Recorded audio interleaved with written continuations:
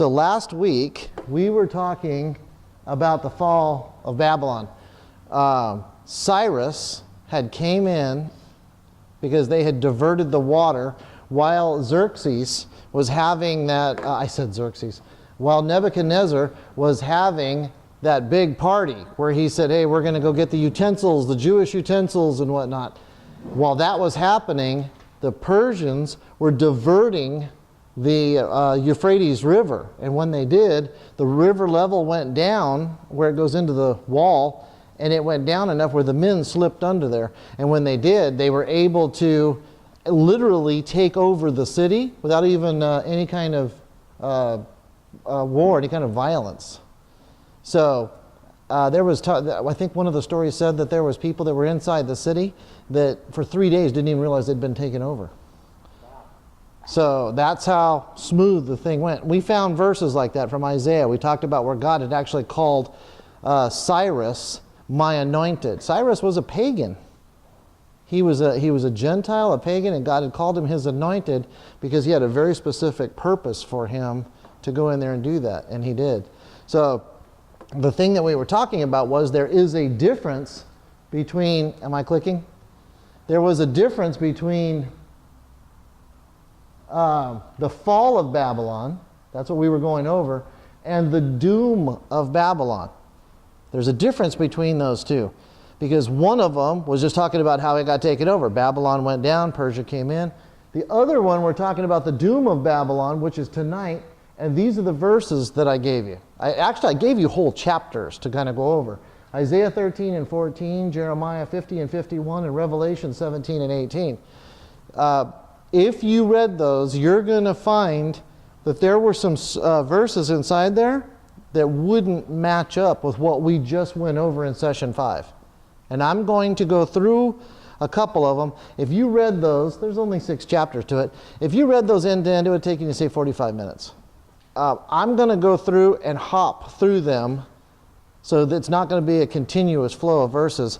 And you're going to see a point that I'm making as we go through them. So as you see them, it's not really that we're studying that verse in particular, it's what that verse is saying. Now, just a quick history to kind of get an idea, starting from last time and moving forward.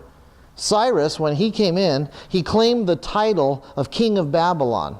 Now his son, Cambrius, also named Darius, he was the viceroy of Babylon. And there was peace there until Cyrus had died. Then we have Darius II coming in. And then he goes from 521 to 486, and then Xerxes comes in. Xerxes from 485 to 465, you guys would know this one because this is the time of Esther. This is Xerxes that Esther married. It was the king of the Persians. So we're still dealing with Persians. The next one, I'm not even going to try to say that name, but you do notice the first 3. Bel, that's the god. Remember? Belshazzar, Bel. See how it continued from the Babylonians down into the Persians. He claims the throne in 482. Okay, so now there's an uprising, a revolt happens. The Babylonians are trying to come back and throw the Persians out, the ones that were still inside there, and it doesn't work out so good for them. And they say the place is pretty messed up, how many people are dead? Well, in 460, the famous historian Herodotus visited and reported that the city was intact. I mean, obviously it had some wear and tear from the battle that had gone on. Still functional, okay? So you're seeing here that Babylon is still there. It's not gone. Now Greece enters the picture here in 331 BC, a guy that we're remembering as Alexander the Great. Little young upstart that goes taken across and conquers all of Persia. So he starts moving, and by the time he gets to Babylon, he's welcomed by the Babylonians because they want to get rid of the Persians. So now he was acclaimed king of Babylon. He even made Babylon his capital. 9 years later, he planned extensive renovations, and you ready for that? A port for 1,000 warships. Now, I refrained from putting up lots of maps and charts, but if you remember Iraq, that's where Babylon is. we don't see any kind of big harbor or area.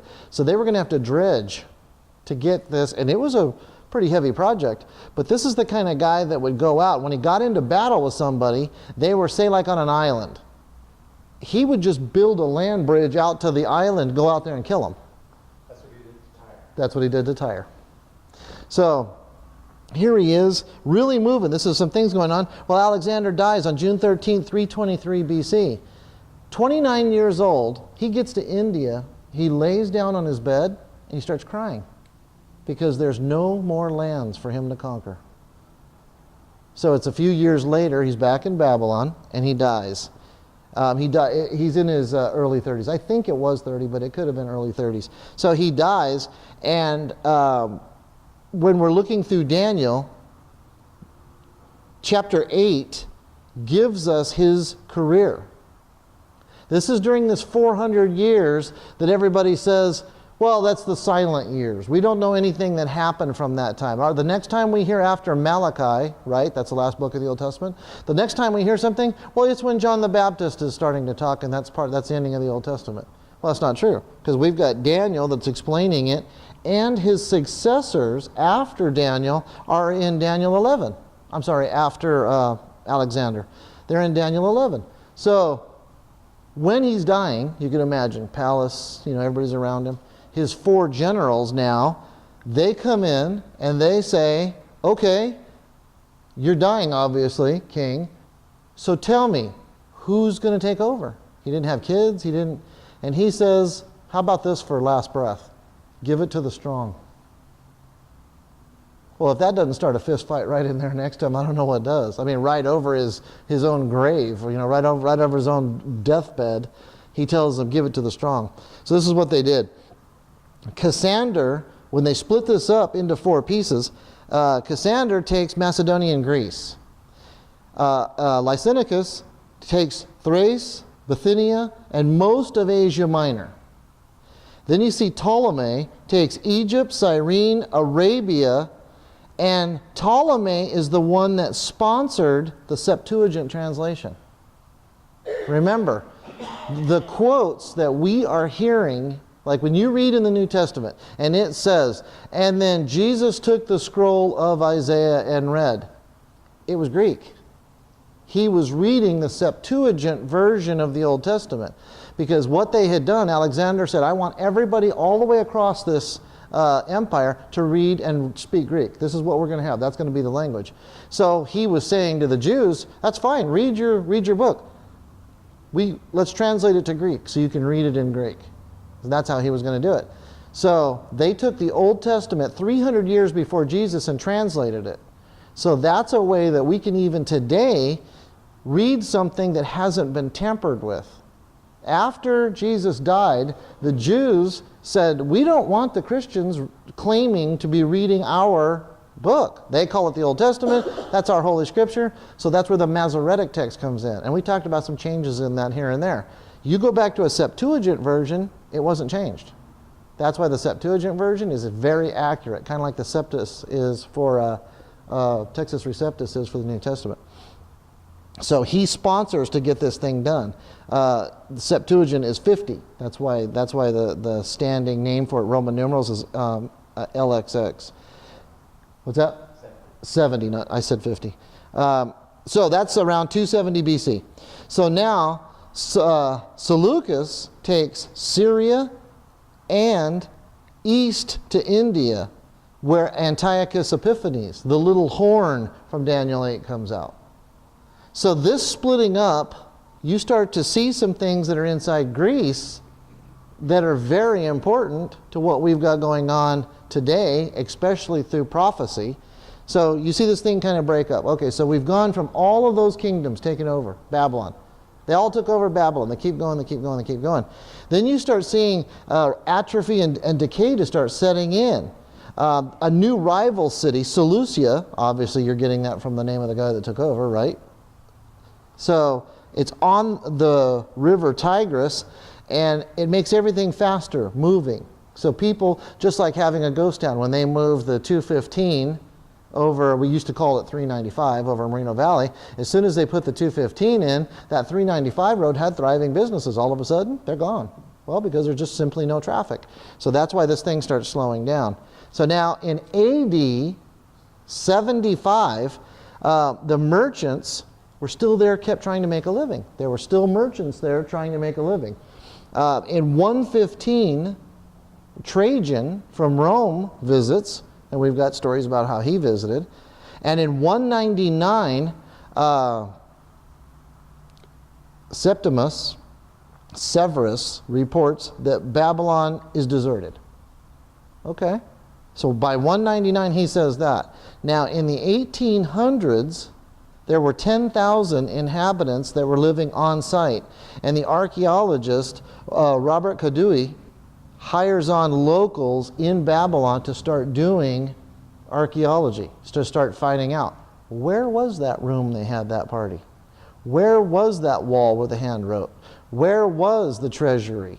So he's digging all this stuff up. So that's kind of brought us up into a modern kind of an idea. And we know now, from the stuff that's gone on, that say in the 80s, late 80s, we start seeing the things that Saddam Hussein was doing. He considered himself Nebuchadnezzar II, which is kind of silly because if he was in order, he'd be like the fifth after all those people. But, he was a little nutty to begin with. But he did spend millions of dollars for these archaeologists to come in and verify this was the room that it occurred in. And then they verified that was the museum that they kept all the stuff in. And they verified it. And you see all these things laid out. And that's why you heard some of the stories when our army went in, that there was one of his palaces that was stacked full of $100 bills. Remember all that? They were finding all stuff. Well, that palace that they found that in is up on the top of a man-made hill. And it looks kind of like a ziggurat. The ziggurat is what the Tower of Babel was. So that was back with Nimrod, Babel. So we can get kind of a history of Babylon all the way up to where we're sitting today. And only because we've been through Desert Storm and Desert Shield and all that, we've got kind of a little bit of an idea, but that brought us up to current. So I'm going to show you a couple things so that you can kind of decide what these verses are. And if you read through those specifically, if you read through the Zechariah, if you read through Jeremiah, and you read through the Isaiah one that I put up, you're going to see these things. So I'm going to run through them real quick, and I want you just to pick up on what we were trying to do. Now, when we're doing this, you're going to find that the Bible in general is kind of the tale of two cities. All through Scripture, Babylon and Jerusalem. Those are the two main points that everything is always directed at. It's physically directed there. It's also spiritually directed there, what came out of those kinds of places. Jerusalem being the city of God, obviously. Literally, Jerusalem, the city that's peace. So, Babylon being the city of man. Everything that was fleshly. Everything that was something that was opposite of what God was. So this contrast goes all the way through the Bible, literally and allegorically. Babylon is mentioned over 300 times in the Bible.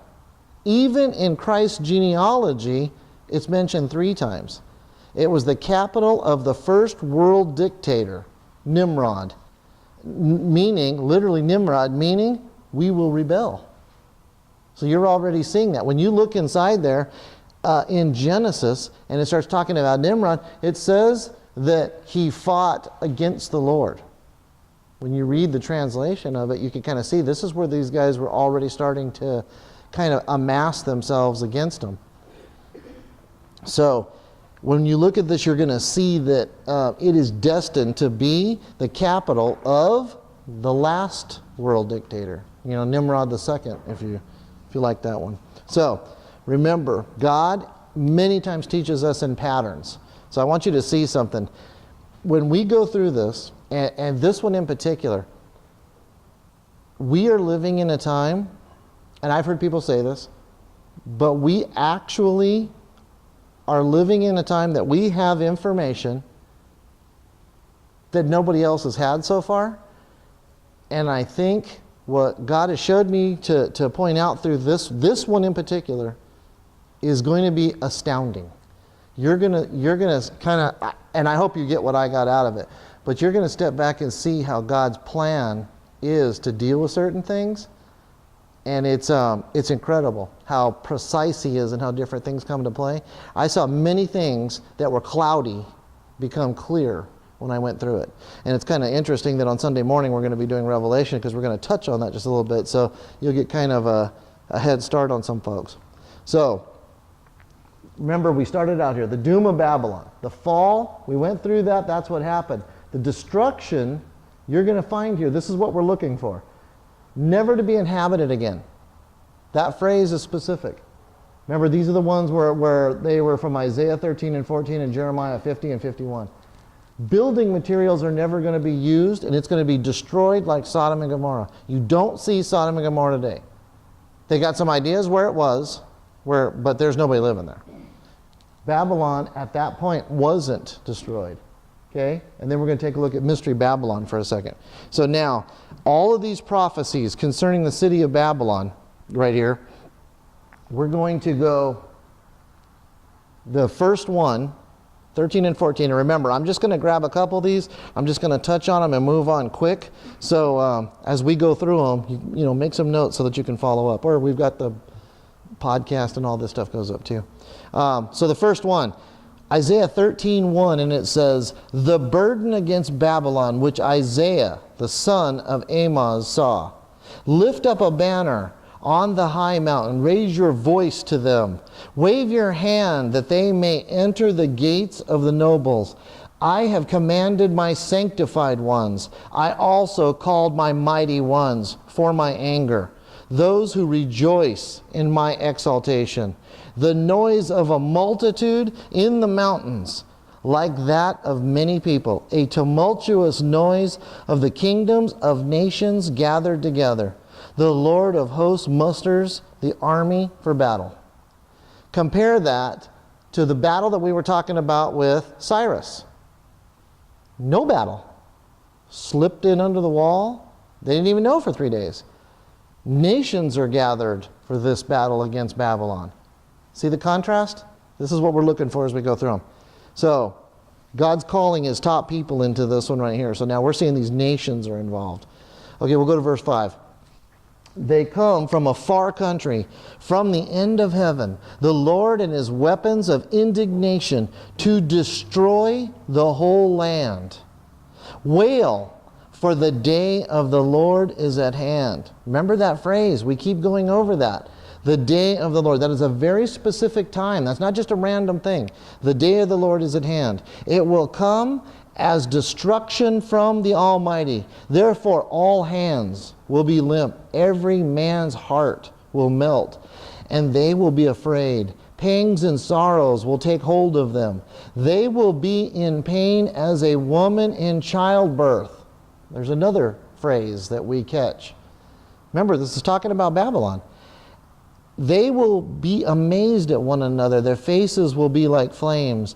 Behold, the day of the Lord comes, cruel with both wrath and fierce anger, to lay desolate, and he will destroy the sinners from it. So that day of the Lord is important. Here's verse 10. For the stars of heaven and their constellations will not give their light. The sun will be darkened in its going forth, and the moon will not cause its light to shine. That sounds like Joel. That sounds like Revelation. And he's still talking about Babylon. This imagery right here, you're seeing connected specifically to Revelation 6, and it's describing the judgment of the tribulation period just before the second coming. Okay, verse 17. "Behold, I will stir up the Medes against them, who will not regard silver, and as for gold, they will not delight in it." That means the Medes are going in here to do this to Babylon, and it's not for the money. They're not going in for the money. Now, this reference here to the Medes, a lot of people are trying to say, well, that's the Medes and the Persians. This was a reference to Cyrus. But that's, you can see, that's not why Cyrus went in there. Now, when you talk about Medes, we need to kind of understand who they are. The Medes were what we call today the Kurds, the Kurdish people. Do you remember why we initially started having our eyeball on Saddam? Well, besides oil. Killed 30,000. He gassed them. Didn't he mustard gas them? What was it? It was mustard gas. I know there was mustard gas, but it was. And he was dropping. Now, technically, they're his own people. He didn't view it that way. They weren't pure, Babylonian. This is the people we're talking about. So you can see where the Kurds would be getting involved by saying, I don't want money for this.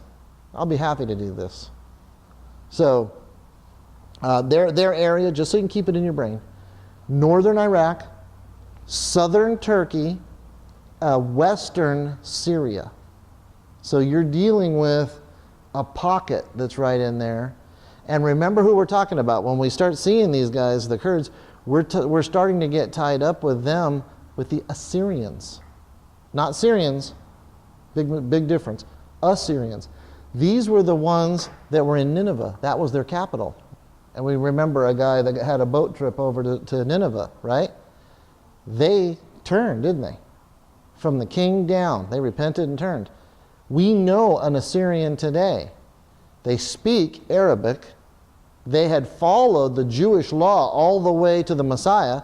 They received the Messiah, and they call him Savior today, this guy I'm talking about. So we know from Zechariah that the Antichrist is going to be an Assyrian. So when you see that, you go, well, look at the combination. He's got a connection to all three monotheistic religions in the world. They speak Arabic. They can claim Christianity if they follow that. And the Jewish side, they followed from the day that it happened back then. So it's an interesting mix on that Assyrian. So that's the Medes. That's what we're kind of talking about here. Kurdish today, whether or not they claim to be an Assyrian, that's another ethnic thing. Okay, so 19, and Babylon, the glory of kingdoms, the beauty of the Chaldean pride, will be as when God overthrew Sodom and Gomorrah. What we're going to pick up from this is, we skim through our Bible so much that we're not really we're missing it. The glory of the Babylonian pride. There are teachers today that are trying to tell us that when we see Babylon in Scripture in the future, they allegorize it, because they allegorize everything. And when they allegorize it, they say, well, this Babylon, when you see in Revelation, Babylon has fallen, they go, well, that's New York. Well, that's LA. Well, that's America. That's Las Vegas. That's because they're trying to find what they feel is the worst possible city and attaching it to it. When you see this verse right here, and it says, in Babylon, the glory of kingdoms, the beauty of the Chaldean pride. There's no Chaldean pride here. This is talking about Babylon. Literally, the Chaldeans' pride. And then he says, overthrown like Sodom and Gomorrah. Remember? Fire from heaven destroyed them? That's not what happened the first time. All right. So in verse 20, it says, it will never be inhabited, nor will it be settled from generation to generation, nor will the Arabian pitch tents there, nor will the shepherds make sheepfolds there. After the fall of Babylon, under the Persians, it was inhabited. Even Alexander and the people after. Alexander set it up as his capital. So it was more than inhabited. It was still a very bustling area. Now we'll go to 14 here. 14:1. For the Lord will have mercy on Jacob and will still choose Israel and settle them in their own land. The strangers will be joined with them, and they will cling to the house of Jacob. See, it's important to note here that this judgment on Babylon will take place at a time when Israel is resettled in their own land. When you go back and think of when it fell to Cyrus, they were still captive. Even though Cyrus said, you guys go home and rebuild the temple, and he gave them money, he didn't say, you're free, you're still under me. But I want you to go back and do that. So they weren't free to go back. And at the end of that verse, I find it interesting. It says, the strangers will be joined to them and they will cling to the house of Jacob. We're talking about a time when you start seeing Gentiles leaking into them. So this is more like today. Now let's shift gears here a little bit. Let's go to Jeremiah 50. It says, verse 1, the word that the Lord spoke against Babylon and against the land of the Chaldeans by Jeremiah the prophet. Pretty clear. Looks like I know pretty much what this guy's getting ready to tell us. Declare among the nations, proclaim and set up a standard. Proclaim and do not conceal it. Say, Babylon is taken. Bel is shamed. Remember the name? Okay. Merodach. Again. All these names. Remember when we talked about the three Hebrews and they got their names changed and we went through what their names had been changed to? All of those names tie back to Lucifer. Every one of them. So here you see where God is saying Bel, tied back to Lucifer. Merodach, tied back to Lucifer, the light bearer. Is broken in pieces. Her idols are humiliated. Her images are broken in pieces. For out of the north a nation comes against her, which shall make her land desolate, and no one shall dwell therein. They shall move, they shall depart, both man and beast. In those days and in that time, says the Lord, the children of Israel shall come. They and the children of Judah together with continual weeping, they shall come and seek the Lord their God. That sounds like Hosea 5:15.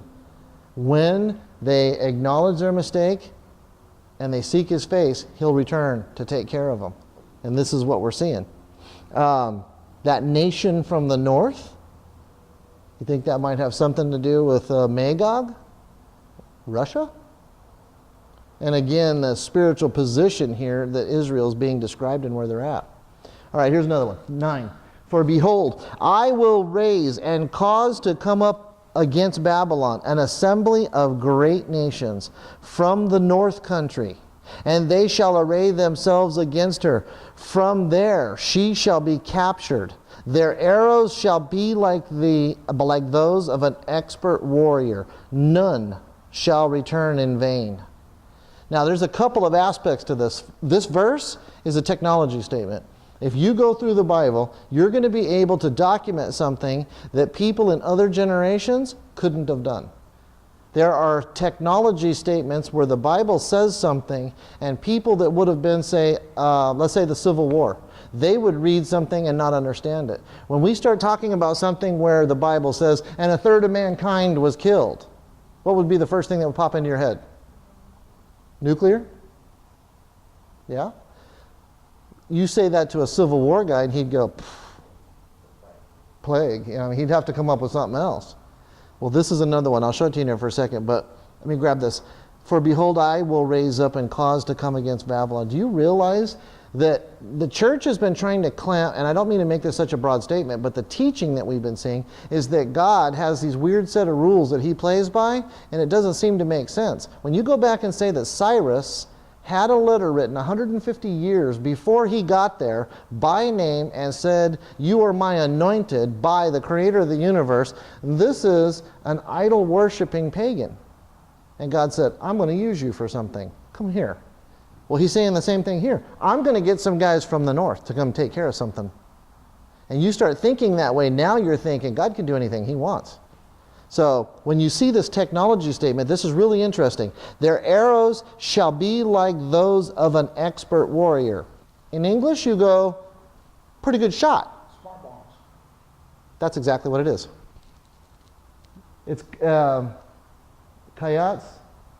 Literally, it is an arrow that is shot from an engine of war. It's shot. It could be, one of the catapults with the arrows. It could be anything like that. Okay, got it. Even LXX means the Septuagint. The new Septuagint says a missile or anything thrown such an arrow or javelin. Okay, we got that. No problem. But when it says as of a mighty expert, sakal, this is what it means. To be prudent, to be circumspect, wisely understand, prosper, to have insight, to give attention to consider, ponder, be prudent, have comprehension. So you're thinking, that guy's pretty good. It's not talking about the man. Those words are connected to the arrow, not the shooter of the arrow. That means the intelligence here is in the arrow. It's not in the person shooting it. So that technology statement brings us to exactly what Jim just said. It's a smart bomb. It's a laser-guided missile. So we're seeing this in Jeremiah, and Nobody would have understood that. I mean, probably not even 50 or 60 years ago would we have had something accurate like we're saying, because it says, none shall return in vain.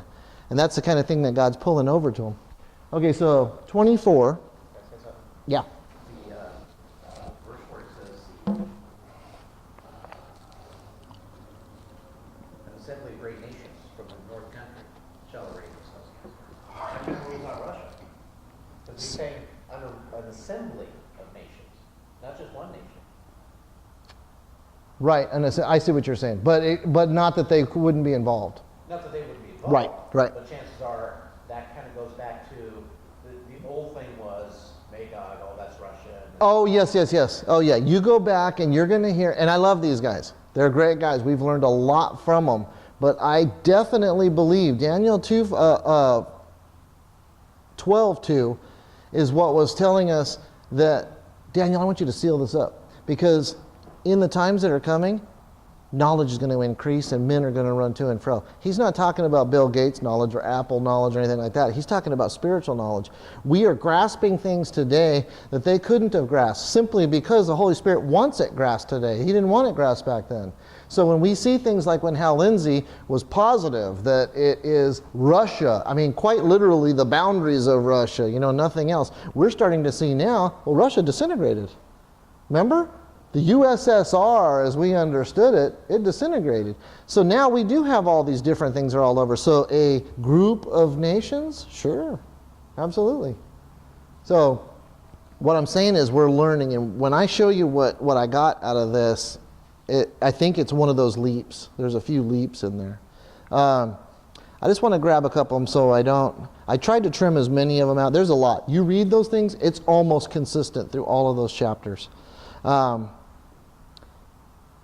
Let's go over here. Behold, a people shall come from the north, and a great nation, many kings, shall be raised up from the ends of the north. They shall hold the bow and the lance. They are cruel, and shall not show mercy. Their voice shall roar like the sea. They shall ride on horses set in array like a man for the battle. Against you, O daughter of Babylon. Very specific.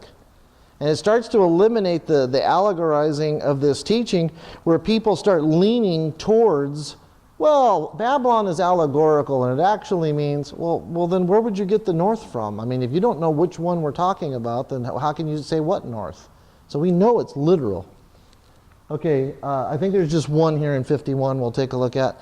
For Israel is not forsaken, nor Judah, by his God, the Lord of hosts, though their land was filled with sin against the Holy One of Israel. It was. They completely turned on God. But when they turned back, He was there for them. And the Scripture teaches that all through. Flee from the midst of Babylon, and everyone save his life. Do not be cut off in her iniquity, for this is the time of the Lord's vengeance. Very specific time. He shall recompense her. Here's one. Babylon was a golden cup. How many times have we heard that? It's in Revelation. In the Lord's hand, that made all the earth drunk. Another phrase. The nations drank her wine, therefore the nations are deranged. Babylon has suddenly fallen and been destroyed. Wail for her, take balm for her pain, perhaps she may be healed. So this language here that we're seeing is where Revelation 17 and 18 have been coming in. Okay? Jeremiah 51:33, for thus says the Lord of hosts, the God of Israel, the daughter of Babylon is like a threshing floor. When it is time to thresh her, yet a little while, and the time of her harvest will come. Think Boaz and Ruth. Another type. Boaz is a type of Christ. Ruth is a type of us. The threshing floor scene that you remember in Ruth 3, she was with Boaz when the threshing was begun. Where will the church be when this threshing begins? With Jesus. Another example that we're already gone when the threshing scene starts here on earth. Jeremiah 51:37. Babylon shall become a heap, a dwelling place for jackals, an astonishment and a hissing, without an inhabitant. Dave, read that verse. King James 37, 51:37. Listen to what the King James says. And Babylon shall become heaps, a dwelling place for dragons, an astonishment and a hissing without an inhabitant. Big difference in jackals and dragons. Yeah. So now we're starting to see this is ugly. This is spiritually demonic. Okay? So, doom. You're kind of getting the idea here that the fall of Babylon happened a certain way, and the destruction of Babylon is completely different. We're seeing something completely different. If you compare these verses, and there's a lot. If you notice, I didn't go through all those. I didn't get near them. I just grabbed a couple just so that you got an idea. Many nations are attacking. Israel's in the land and forgiven. Sodom and Gomorrah is the example that we have. Never to be inhabited. The bricks aren't even reused. And it's during the day of the Lord. Literal Chaldean Babylon. The king's fornication, and they're drunk with wine. And even the scarlet, purple, and golden cup are there. So we can tell that what happened that we just read last week is not these verses. So now that we can kind of see that, you've got to ask yourself something. You've got to go, okay, look. Either we allegorize these verses and we go, well, it's not really talking about Babylon, it's something else. Okay. Or we look at this and we go, Babylon is going to be put back into its former glory. Do you remember those pictures I was showing about how beautiful Babylon was with the procession way and everything? It will be put back in that way, even better, because it has to be destroyed at the end. So now that you're looking at it and you're starting to think, okay, what does it look like now? An ashtray. It looks like a dust bowl. So when you're thinking this, you're going, okay, so something's going to be happening here. I want to look at Revelation 17 and 18. We've gone through this, and many questions have surfaced. When you're reading this, how many times do you see beast? And you're looking at it and you're going, oh, well, that's a man. But then you look at it again and you go, that's got to be a computer system. And then you look at it again and you go, it sounds like a group of people. Well, it is, all three. So when we're talking about Antichrist, it's the human being part. But when it says beast, you know that there's different aspects of it. How about Babylon? When you start looking at Babylon, you start to get that same kind of a thought process going. You find Babylon in 17 and 18. We'll do the same thing we did on the others. I'll pull out a couple of them, but it's the entire both chapters. The very first verse. Then one of the 7 angels who had the 7 bowls came and talked with me, saying to me, come, I will show you the judgment of the great harlot who sits on many waters, with whom the kings of the earth committed fornication, and the inhabitants of the earth were made drunk with the wine of her fornication. Isn't that just what it just said in Jeremiah about Babylon? Okay, he just said it about Babylon. We read in Jeremiah, but right here it says the great whore, the harlot, the great harlot, the mother of harlots. Let's understand the imagery that they were giving. When you start thinking this, the woman is the whore. Let's not get caught up with the fact that it's a term of not a good woman. Let's not get caught up with that. Fornication is false worship. For example, homosexuality. Why does it seem to have such a standout place that is just abhorred? Why is that? Why not murder? Why not anything else? Because when you look at it, God is the husbandman. The church is his bride. The idea, Israel is the wife of the Father. So you see that this man and wife relationship that God has designed is something that actually isn't first, it's second. Spiritually, God wants to be one with us in that literal term like that. So when you see all of the old idols from Babylon surfacing with phallic symbols, it says in the high places were the groves and the poles and the, I don't have to draw too much imagery. You can see what they're trying to do. They're trying to draw something that is against what God put out there. So when you see that, you start to understand that relationship, male-female relationship, is honored drastically. This is held very high by Father. So when that happens and you see this kind of stuff, now you think fornication. Now you're going, it's not that he's using that image, but what he's trying to say was, you went out on me. You committed adultery against me. It's not the actual sexual act, it's the fact that we were one and you went out. So now that you see that, you go, okay, that's false worship. Now you go, this woman here is the greatest of the false worshipers. Now, not only that, she's the mother or the source of all of the worshipers. All occultic activity came from Babylon. So you can start putting these pieces together as we go through. When you do this, and you go through this, it is not a leap to go, it's a Catholic Church. It fits every aspect of it. Okay, all right. If you want to look this up in detail, there are two legitimate, detailed people, both gone. One of them, 1800, he was born. His name is Alexander Hislop, Hislop. The book is The Tale of Two Babylons. I believe he was Scottish. Very detailed.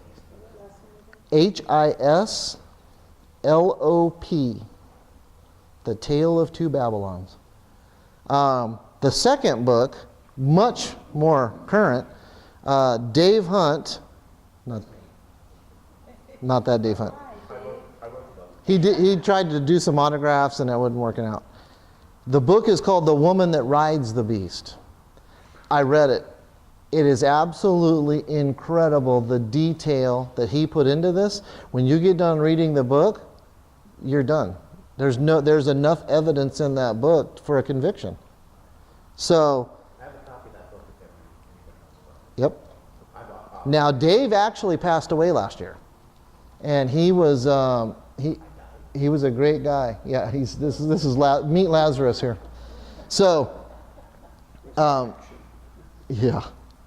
So when you see these two guys, there are people out there that just want to hate somebody. Like, for example, you can go to Northern Ireland and you can see the Protestant Catholic battle that's been going on for some time. I doubt very seriously that they're chasing down this kind of thing. They're more of a, I just don't like you because you're not like me kind of thing. So there's a huge difference in just hating somebody for that purpose and knowing our scripture. And when we go through this, you're going to put together some stuff that's insane. But this is very eye-opening and very, where it says to be alert and awake. This is going to do it. Let me touch on a couple more. Here's 3. So he carried me away in the spirit into the wilderness, and I saw a woman sitting on a scarlet beast, which was full of names of blasphemy, and having 7 heads and 10 horns. There was a guy in the men's Bible study that said, I have a question. What is blasphemy? It says that the names of blasphemy. What was literally written on the head? Remember that guy, Jim?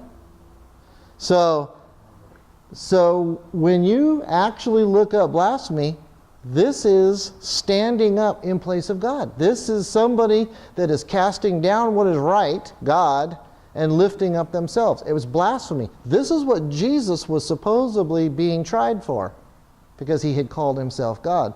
Why do people say that Jesus never said that he was God? Say it again. He called himself God. He called himself God. Who said that? Jesus.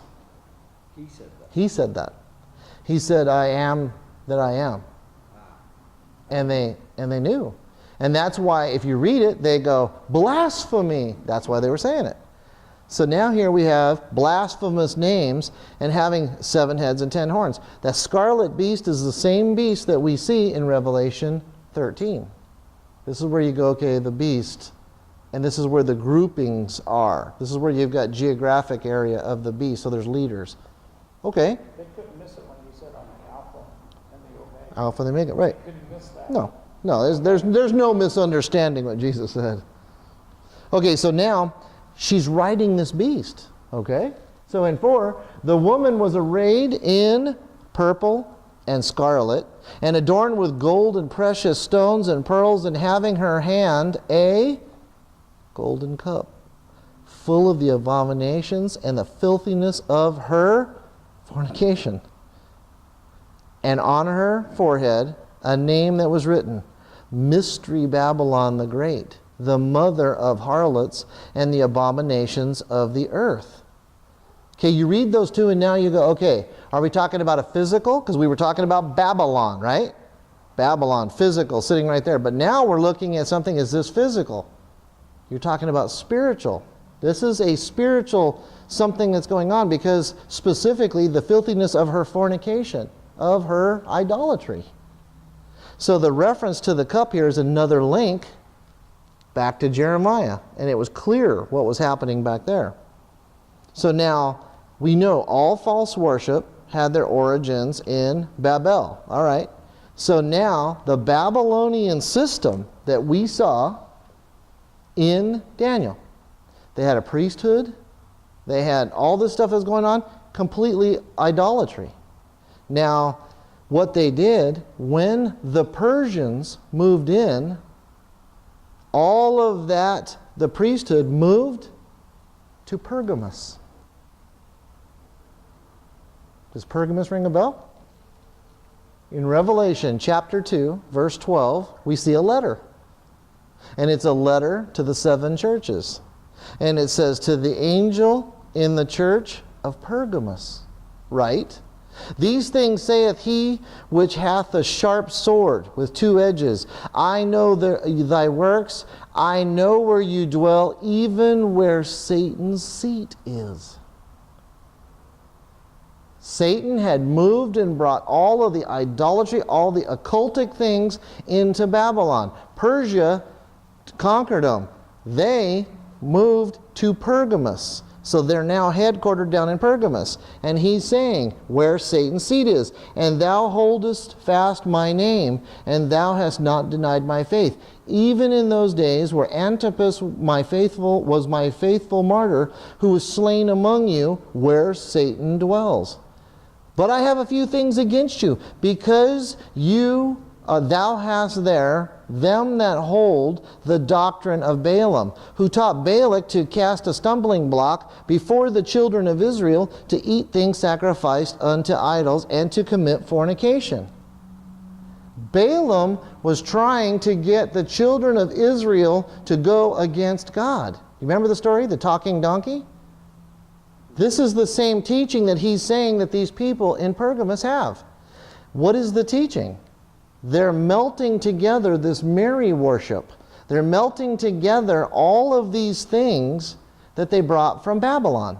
In Babylon, they had followed a teaching where Nimrod and his queen Saramses, and they had a son, Tammuz. Saramses has an interesting name.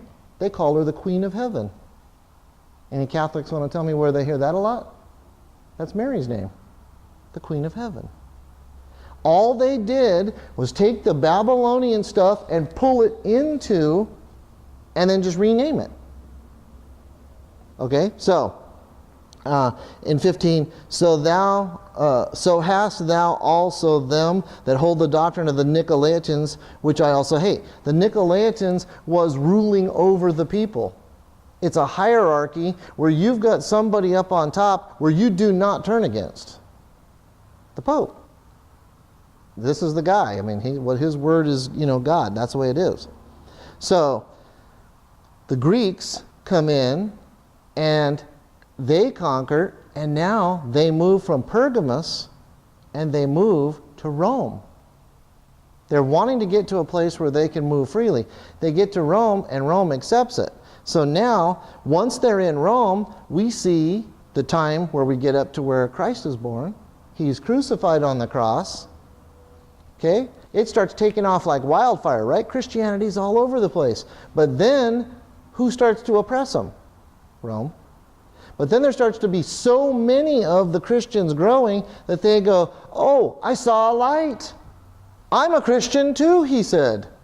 And between Constantine and Demetrius? I lost it. It was right after him. So he was the one that actually made it official. So they bring it in. They don't bring in Christianity. They take Christianity as it's being taught, and they use the names to re-put all of the names onto the stuff that came from Babylon. Nothing changed. It went from Babylon to Pergamus to Rome, and then it kind of just absorbed what was happening from the Christians there. So all of those pagan activities and the cultic idols were simply just changed, and they were Christianized. All of a sudden, we're Christians too. And this is where you see the Roman Catholic Church. So now you're going, okay, so will it move from Rome?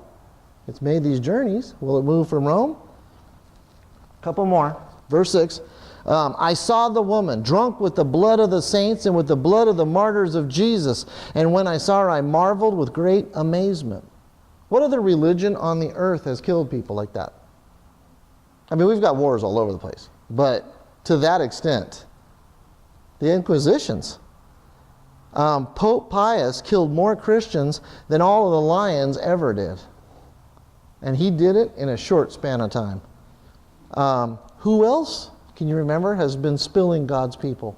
The blood. The Muslims. Okay? Now, this is starting to click. You're starting to see where this is headed. 15.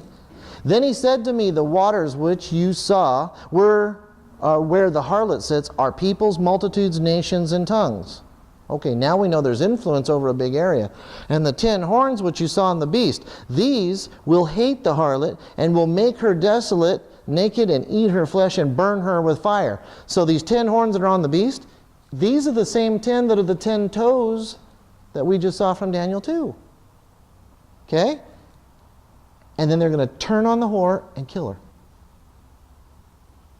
Okay, 17. For God has put it into their hearts to fulfill His purpose, to be of one mind, and to give their kingdom to the beast until the words of God are fulfilled. You see him getting involved here and making something happen? And the woman whom you saw is that great city which rules over the kings of the earth. So now we're talking back about a city, a location. Again, until this point, many people draw the conclusion, they go, oh, well, it's Rome. Okay. At this point in time, if you're following this train of thought, sure, that's where he sits. Okay, gotcha. So hold that thought. Notice here that the prostitute here, this whore, she's not the beast. She rides the beast. Don't confuse those two. She initially exploits the beast, but eventually she's destroyed by him. Pride, right? Mystery Babylon, as a false religious system, has been identified with the city of Rome from the earliest centuries until today. That's now, when you say the earliest centuries, that's what we're talking about. You go far enough back, it was Babylon. So you can see how this shifted and went, this is pagan, everything that's in there. Okay, couple more. 18. 18:1. After these things, I saw another angel coming down from heaven, having great authority, and the earth was illuminated with his glory. And he cried mightily with a loud voice, saying, Babylon the Great is fallen, and become a dwelling place of demons, a prison for every foul spirit, and a cage for every unclean and hated bird. When you see something in the Word where it is listed 2 times, fallen, it means it's intense. It's growing in intensity, and it's quick.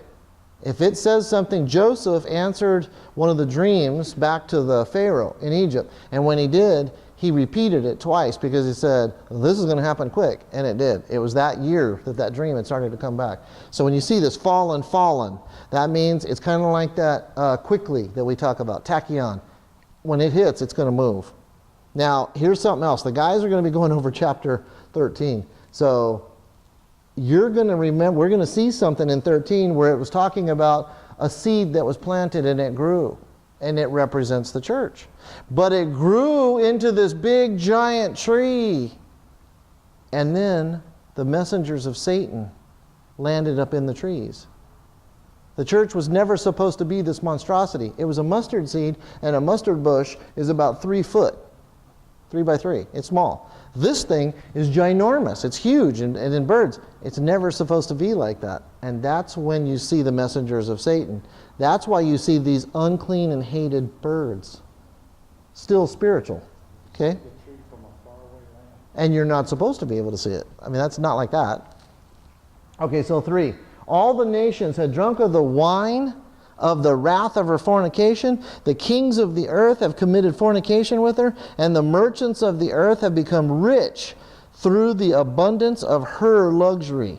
And I heard another voice from heaven saying, "Come out of her, my people, lest you share in her sins, and let you receive of her plagues." That's coming out of the same kind of a sentence that's being said when those letters were written.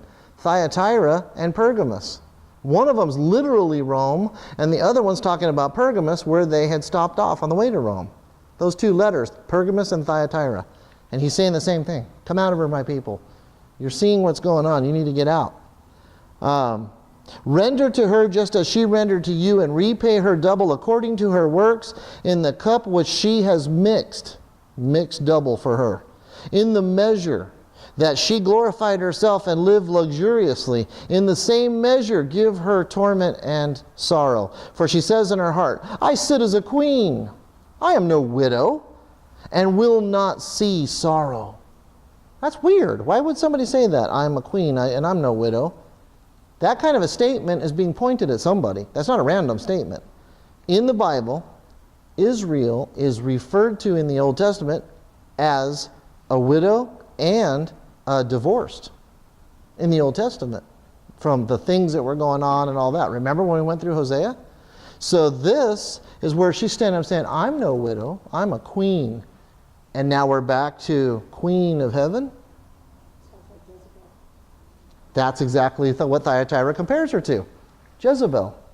So all of these connections now, the Bible's not a scattered group of information. It's very focused. You have to just listen to it, and then now that you're seeing it, you go, oh, that fits. Oh, wait, this fits. Wait a minute. All these pieces fit, and it makes sense. In 17 and 18, we see this mystery Babylon, the great whore. It rides the beast with the 7 heads, 10 horns, the mother of harlots and abominations, drunk with the blood of the saints. And then we see Babylon, the city, is where the kings, the merchants, and those who trade by sea. When it says Babylon, you've got 2 of them. One of them is being, the facet of it is the great whore. This is where we get the spiritual side of what's happening.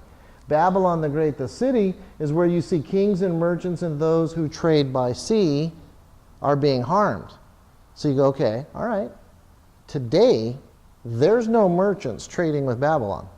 Today. This is what I was describing. All occultic practices originated in Babylon. Isaiah chapter 47 is your verse for that. You go through that chapter, you'll see exactly where everything, the origin of it is.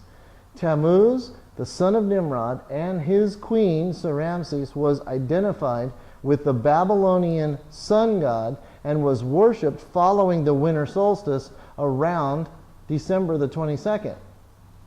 Can you start seeing the connections of how we've taken some of this stuff in and swallowed it up even for our own holidays? The Babylonian worship of Ishtar, the golden egg of Astarte, and the fertility rites of the spring give us Easter. That's where Easter is Istare. Easter is pagan. When Rome started to follow after Christ, what day do you think Christians would hold the highest of all things? The day he rose. Okay, you can always tell me what day Jesus rose by one thing. When's Passover? Because he was crucified at Passover, and he was raised on what day? Sunday. The Sunday after Passover is the day that Jesus rose. So it's easy. Rome said, here's how we're going to do this. We're going to celebrate every year, and we're going to make sure that it's never on Passover. You ever notice how there's a weird thing, how Easter keeps moving around? The reason Easter keeps moving around is because they made a formula for it to always miss Passover. You will never, ever, ever see Easter hit at the same time Passover hits. Ever. Because they've put this formula in place. And anybody that started to say, no, I'm going to celebrate on the day after Passover because that's the day Jesus rose from the dead, you were called a quartodeciman. It means the one of the 14s. You followed the calendar pattern to make sure that you were right at Passover. And that's where you started to get ran down because they started running down the Jews. Now I'm talking about Constantine and his wife, and that's how that whole thing got orchestrated. So Easter itself is pagan. The location that it ends up on the calendar is pagan because he wasn't raised up on that day. The resurrection happened the day after Passover. So when you see that, you start to go, okay, somebody actually went to great lengths to figure out a way to make sure that these two never cross. Just by mathematic happenstance, it would hit at some point, and they make sure that it never hits on there. And you've always wondered, why did we bounce this around? Why is it always, well, it's this day or that day? It's supposed to be the third Thursday, and then it's supposed to be why doesn't it just follow Passover? It's easier. Because they don't want it to follow Passover. Because we're not following Christ. We're following the pagan Ishtare. That's why. And then you could get into all the other things that we brought in from Babylon. But the point being that that's where we're kind of headed. And we've been that way. And we've all been kind of brainwashed as kids, growing up, because we just kind of followed into the pattern of it, and that's what it is. But this is where you study to show yourself approved, a workman that needs not to be ashamed. You want to know what it means. You want to know what is going on and where you're at so that you're not just blindly going along with this stuff. No. Let's go to this Babylonian Empire. It was transplanted by these empires right here. The priesthood follows power and money, always. As Babylon was conquered by the subsequent empires, this entire religious system was transplanted. Like I said, first to Pergamus, and then to Rome, and then Christianity gets established, and then the state religion of Rome sets in. So many of our traditions, like we just talked about, have their roots in Babylon. So now we look at the literal location, Babylon, or the spiritual Roman Catholic. So you go, okay, which one's right? Well, both of them are true, and I'm going to give you a section of Scripture, and you can decide for yourself. When I read this, I get quite a bit out of it, and it's 5 verses. It says, I threw that in there, just so that we would get an idea what that means. I never knew this. Actually, I'd heard it, but I never actually pulled up a definition of it. Catholic.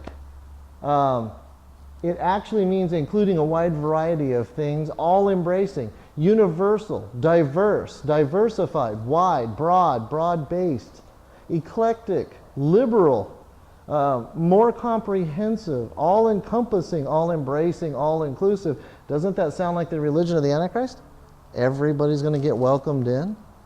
Doesn't that sound like some of the stuff we've been hearing? It's just about love. It's all good.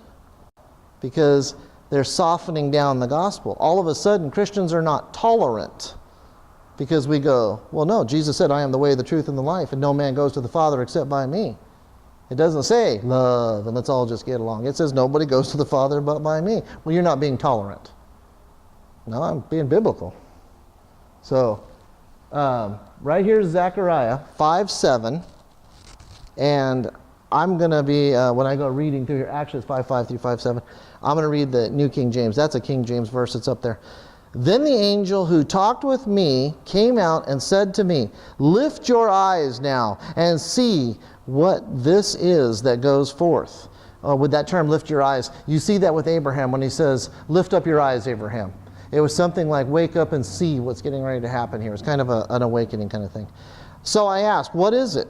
And he said, it is a basket that's going forth. Remember, I'm reading New King James. It is a basket that's going forth. And he said, this is their resemblance throughout the earth. Basket, bushel, same kind of thing.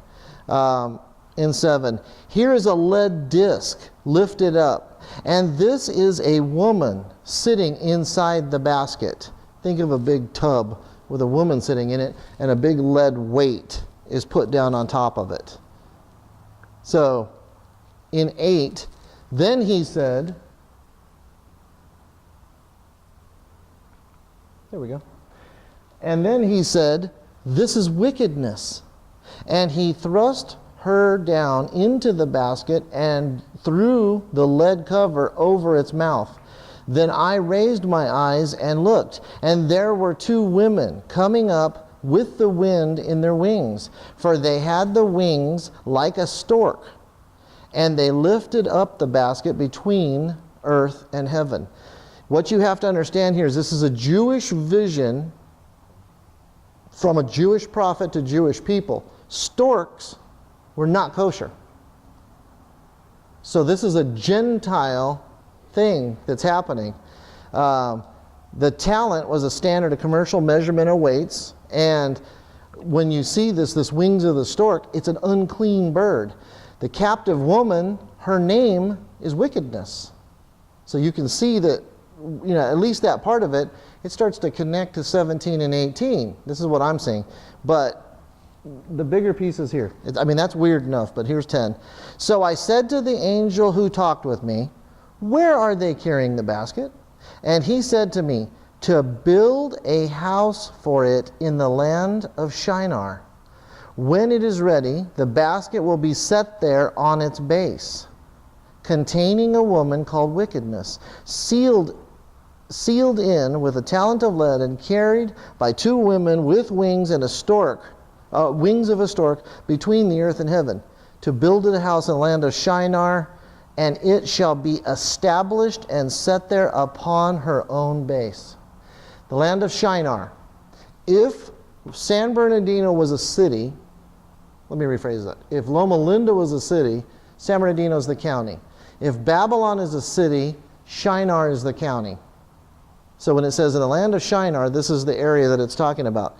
So the house that's being built, and it's going to be a house that's being built for this wickedness, this woman. So you start seeing how the power center will move. And this is where the shift starts to happen between these 2 being that were separated. The home plate right now is in Rome, and we're talking about Babylon that looks like an ashtray right now. There's nothing but sand out there. So how does it start to happen? I believe these 2 right here connects it. So now I've got a bunch of pictures. Matter of fact, I'm going through them. Take a look. That's today. Okay? The military took these pictures and sent them. They're not classified, so we were able to take a look. That's rebuilt. That's what it looks like today. Pretty detailed. This is all the stuff that Saddam did.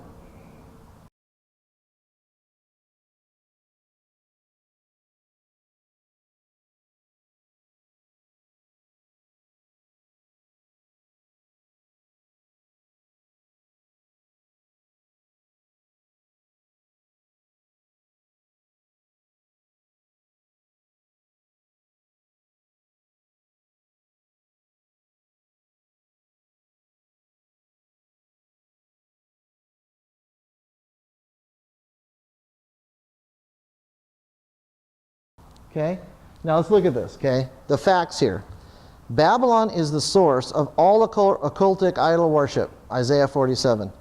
It moved to Pergamus at the center when the Persians took over. It moved to Rome when Rome took over and they shifted over to that city.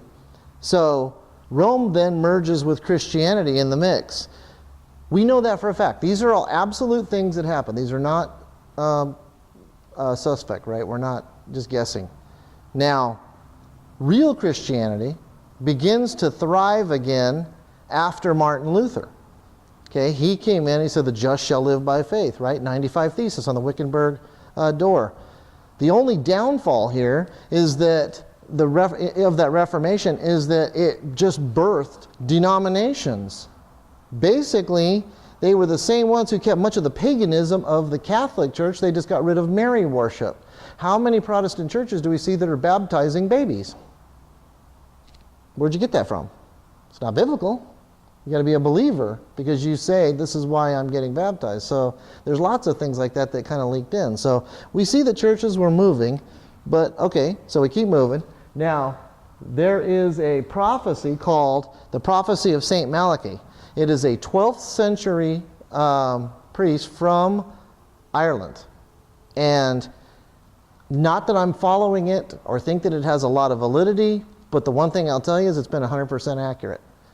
He said this is a list of the popes that will be in the Catholic Church from this point all the way to the end. He's hit every one of them on the nose. He said the last one will be Petrus Romanus. According to his description, that was the pope that went in last year, 2013. So just following that last pope, thing, you can start to see that these things are shifting. And one of the things that's odd is that we have this pope now that's accepting all faiths. This pope now is accepting people with no faith. If you just do good works, you're okay, you're getting in. No, you got to be sincere. Well, yeah, as long as you're sincere. These are things out of his own mouth. We're not bringing up any kind of crazy, oh my gosh, you're lighting people on fire. These are things that he said. You can easily look these up. So he's letting people in saying, oh, well, they're going to heaven because they mean well. They're trying to do good.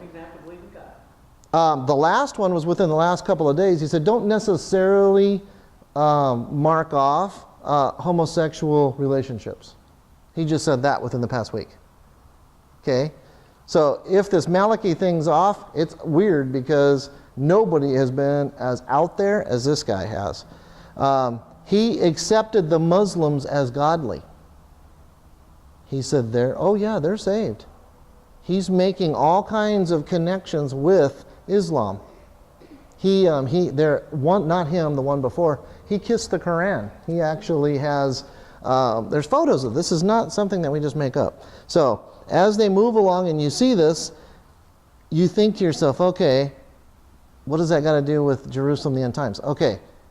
Most of the religious relevant property in Jerusalem is owned by the Catholic Church. The birth in Bethlehem, the Garden of Gethsemane, Peter's mother-in-law's house, the upper room, all of them properties of the Vatican. Well, Netanyahu, within the last 30 days, mentioned he was considering giving control of the Temple Mount to the Vatican. Why would you do that? I mean, think about what we're talking about. Roll it back to the New Testament. Pharisees and Pilate, they weren't getting along. But here we are years later, it's the same two people, same group that we're talking about, and yet he's thinking about shifting this. Okay? Separate from that, Iraq is over 60% Shiite. They want Babylon as their capital. The Shiites do. The United Nations is saying it wants to leave New York. It doesn't want to be there. It's complicated for them to be there. All of the heat that they deal with in the world is centered in the Middle East, especially energy concerns, oil. So they're using Babylon as one of the possibilities that they're going to go to. They're seriously considering it. So now that you got this, I'll wrap it up and I'll tell you this. Here is, if there was a such thing as a spiritual gut, look at the pieces that fell together and come up with this. Rome, with its new universal love and acceptance mission, positions itself as the mediator or peacemaker between the Jews and the Muslims. If they have control over that Temple Mount, how hard would it be for him to tell them, you need to go back to the 67 borders, you need to put a temple up there for the Jews. Netanyahu 2 days ago said he would be willing to make extraordinary concessions for peace if the people that they're dealing with, specifically the Palestinians, but all of Islam, would just simply recognize them as a country. They won't. They say, you're not a country. We don't agree with you and we're going to stomp on you.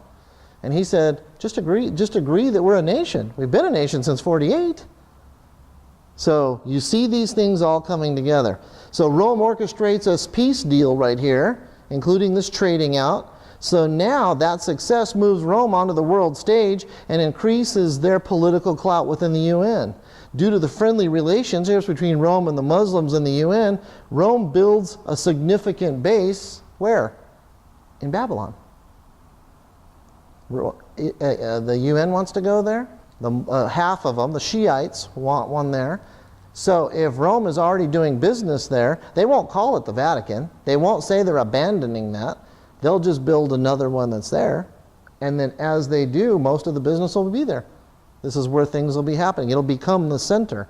And then once it happens, you'll see the Antichrist. Where does he come? He's an Assyrian. Where's the Assyrians? Northern Iraq, Turkey, Syria. It's right in the same area. So the Antichrist is an Assyrian. So now you see the Assyrians, like I said, they have a connection between Christians, which they would consider Catholics, the Muslims, and the Jews. The same three monotheistic religion that are dealing with Jerusalem. So as all these pieces start coming together, the Pope's automatically filling the shoes of the false prophet. And the doctrine that he's already pushing right now is an antichrist doctrine. Anything goes except saying Christ is the only way and you must accept Christ. That's the only thing they won't agree with you. And the chopping off of the heads that we see in Rome or in Revelation, it comes from the Muslims, because that's the only religion that's chopping off heads for infidelity as far as they look at it. So my spiritual gut's telling me we're living in a time no one else has been living in, obviously, because we're here. But the things that we're seeing now are moving so quick and so fast. And as they're moving, we would look at it and go, okay, don't make it the focus, but listen for Vatican, Babylon, Temple Mount, Muslim, peace. Look for those things popping up. Because as you start seeing that coming together like that, you'll see that these verses that we came to that conclusion. I could be totally wrong. But I'm telling you from what I'm seeing here and the way that what we're seeing, the people that we've studied under, Chuck Messler and the rest of these guys, I don't know what they think. I haven't talked to them in a very long time about something like this. But they didn't have the benefit that we have of seeing the Muslim activity, this new pope running amok. So now we're seeing it. We're going, oh wow, this is starting to come together. So what I'm saying is the time is stepping up. Is there a difference? I noticed what Jan said Sunday. She termed the people that were there in Nairobi as radical Muslims. Is there a difference between their type of philosophy and the Muslims that we have here? They want you to believe that. What they do is the nice lady that you run into at the grocery store with the hijab, am I right? What is it? Niqab. Okay, so when she's out and she's doing things like that, that nice lady will tell you, well, those are the radical people. And then they will say, just like the people that were violent that were Christians. I don't know of any. And I mean that literally. Because you'll find a nut snapping and blowing up an abortion clinic, but you'll find every single one of us go, that was wrong. You will never, ever see that nice lady say what they're doing is wrong. She won't say it. Because they want it to be split so that they can get in under the guise of free religion. Islam is not a religion. Islam is a political system because they operate with Sharia law. They have a religion attached to it and they have their own courts. So they come in under the guise of religion. Oh, we're peaceful. And then those nasty radical ones come in and shoot up Fort Hood and kill 13 people. So they're able to go, oh, but that wasn't me. And you will never, ever, not once hear them, the passive ones, say the radical ones are radical. So there is no difference. They want you to believe that. Our mainstream media is going to hypnotize you and blind you because they will never post anything that is negative. This plane, this Malaysian plane, you heard about the passports, right? That people got. Do you know who the people were that went on with false passports? Iranians, terrorists, Muslims. You won't hear it because they've got to keep it locked off. So the reason when we sit back with sitting on our hands and we go, but they're nice people. Remember, we never talk about the people. We love them. We will do everything we possibly can to get the truth to them. But we know where they come from. They come from Pergamos. They come from Babylon. They come from trying to push this. So when you see this Islam, it is evil. It is the religion that will, the way I'm looking at it is, the Catholic Church gave them the framework. Think of it as a franchise. The Catholic Church gave them worldwide franchise. The Muslims will move in and use the franchise to move what they got to move.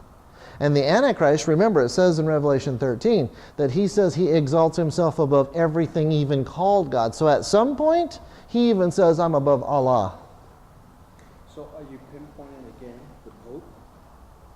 I'm thinking from, and Don and I have done this for 30 years. I'm telling you, I've looked at this and I've always said, you know, I don't want to get that close to say it looks like it's going to be them, because honestly, I had a lot of family and friends that were Catholics, and I did not want to go down that road, because that's just, I mean, come on, that's just hate. We don't want to go there.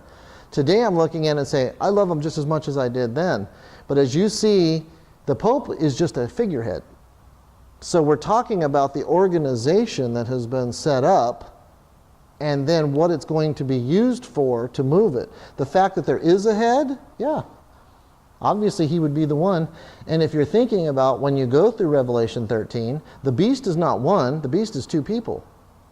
There's one that came out of the land, there's one that came out of the water. There's one that is the false prophet, we call him, and there's the other one that we call the Antichrist. The Antichrist is clearly described as a military leader. He speaks well, he controls people, he's very influential. The other one is very religious.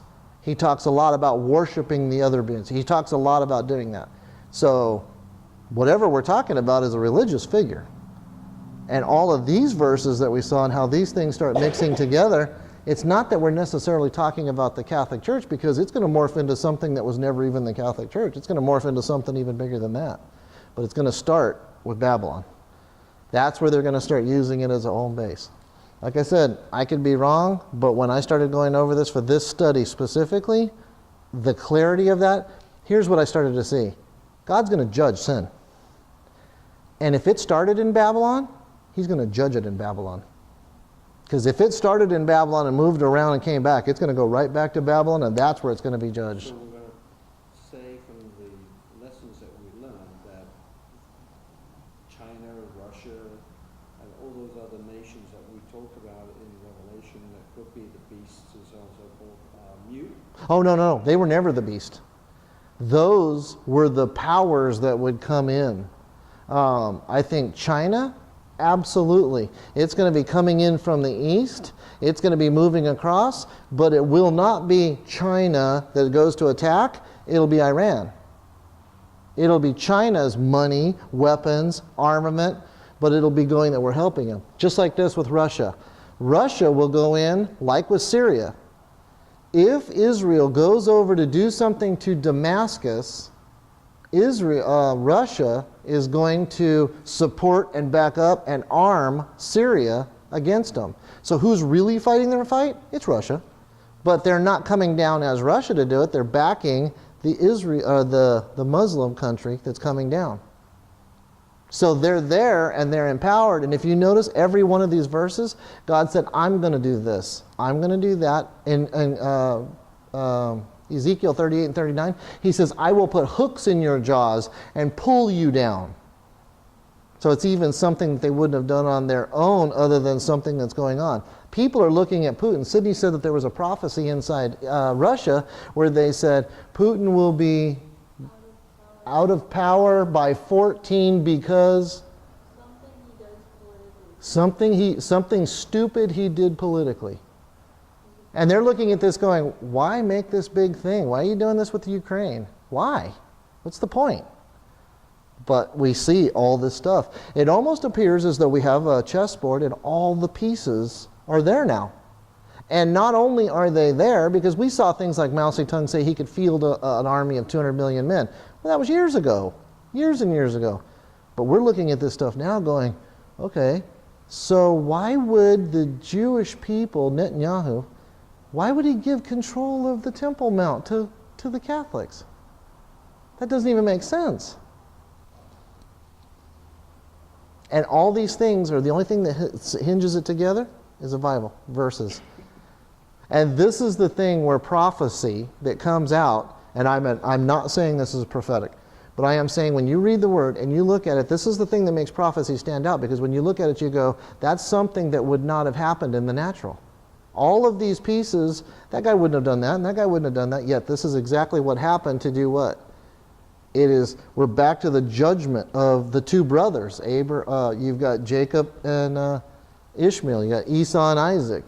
This is the same battle that's been going on the whole time, and God is still standing and saying, turn, come to me. It just gets more and more simple when you back up, but it's all, coming to a head. And that word tachyon, where once it starts happening, it's moving fast. And between the craziness Obama's doing, the craziness that this Pope is doing right now, every day you're hearing about something new that they just tried to push through, and it's like, what's going on? I think this is drastic.